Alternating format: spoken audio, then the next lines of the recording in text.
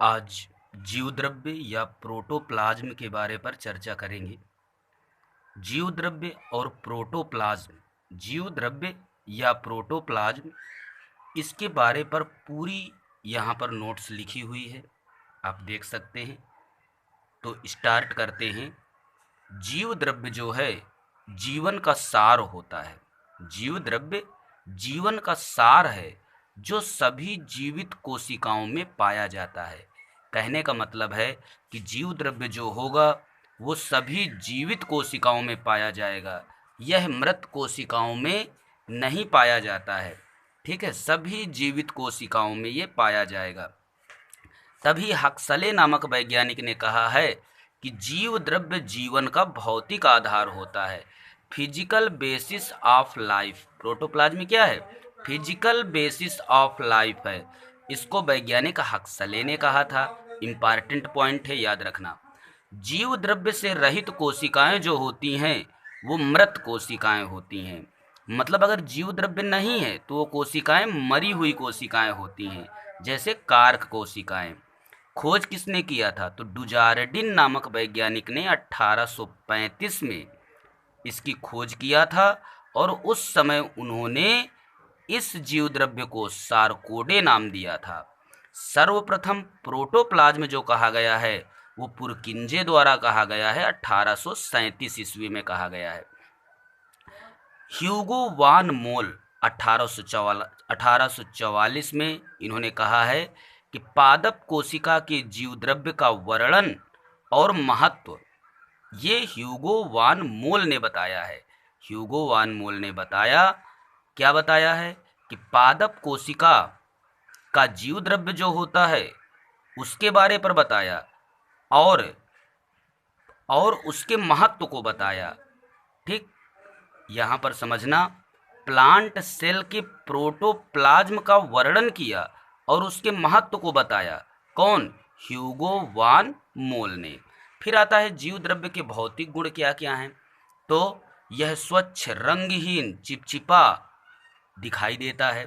ठीक, यह विभिन्न पदार्थों के अनेक अति सूक्ष्म कणों का जलीय विलयन होता है। विभिन्न पदार्थों का ये अति सूक्ष्म छोटे छोटे कणों का जलीय विलयन होता है। इस कारण से यह चिपचिपा दिखाई देता है, लचीला होता है और कणिकामय दिखाई देता है, ग्रैनुलर दिखाई देता है। याद रखना। अगला पॉइंट है, इसे एक धागे के समान खींचा जा सकता है। जीव द्रव्य को हम एक धागे जैसा खींच सकते हैं जो छोड़ने पर पुनः अपने स्थान पर आ जाता है। तो ये चीज़ याद रखना। इसमें रिक्तिकाएं मिलती हैं, जीव द्रव्य में रिक्तिकाएं मिलती हैं जिससे यह फेन युक्त दिखाई देता है, फोमी दिखाई देता है। फेन पाया जाता है इसमें, किसकी वजह से? रिक्तिकाओं की वजह से। और अगला पॉइंट है, ये इम्पॉर्टेंट पॉइंट है कि यह बाह्य उत्तेजनाओं जैसे गर्मी, बिजली के आघात, रासायनिक पदार्थ से ये अनुक्रिया कर लेता है। और उत्तेजनशीलता जीव द्रव्य का जन्मजात लक्षण है।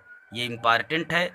उत्तेजनशीलता जो होता है वह जीव द्रव्य का क्या है? जन्मजात लक्षण है। अब हम देखते हैं तो जीव द्रव्य में कुछ गतियां पाई जाती है जो भौतिक गुण के अंतर्गत होता है। जीव द्रव्य में गतियां कौन कौन सी हैं? तो जीव द्रव्य में 3 प्रवाही गतियां पाई जाती हैं। कैसा? पहला तो होता है जीव द्रव्य भ्रमण, बहुत इंपॉर्टेंट है। जीव द्रव्य भ्रमण जो है, जिसको साइक्लोसिस बोलते हैं, यह 2 प्रकार का होता है।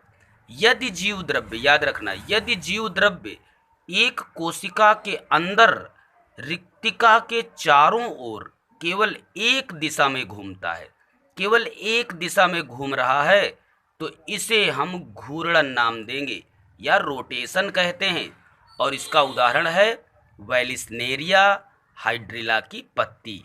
ठीक, इसमें जो भ्रमण होता है वह रोटेशन वाला भ्रमण होता है, मतलब एक दिशा में जीव द्रव्य घूमता है।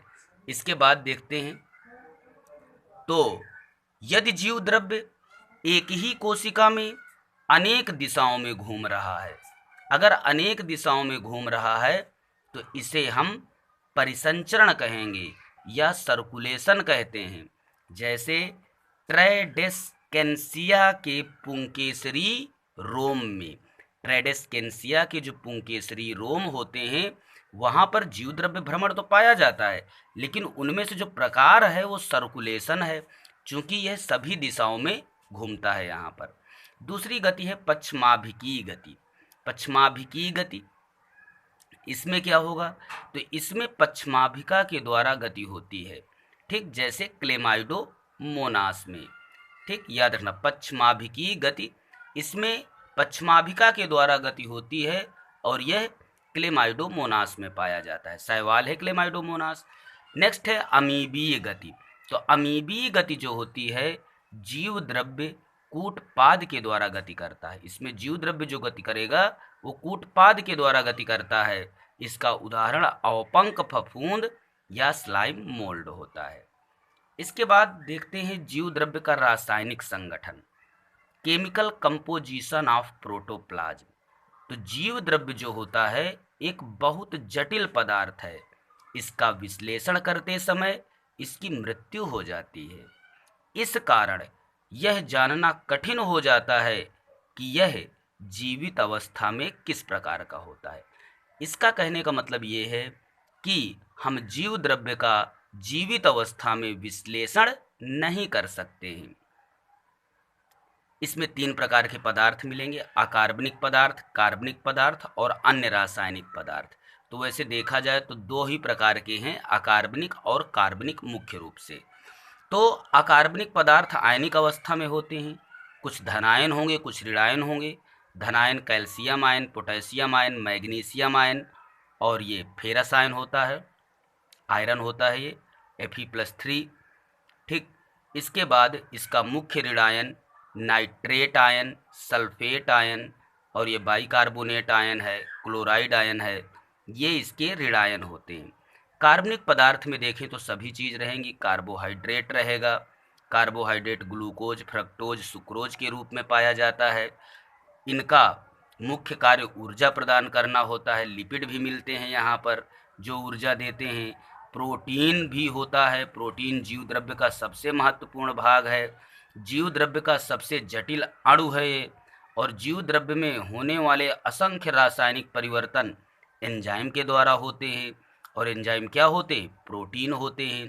ठीक, इसके बाद इसमें अन्य रासायनिक पदार्थ हैं, जैसे कुछ वर्णक होते हैं, लैटेक्स है, विटामिन है, एल्केलाइड है।